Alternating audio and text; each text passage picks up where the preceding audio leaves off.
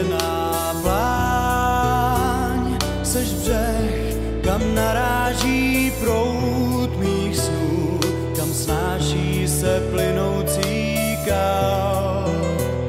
Seš břeh, k němuž chci plout, plout pro nejkratší noc a plout na benátský bál a znát a dát se vytrhnout spout a plout tišit svůj žál.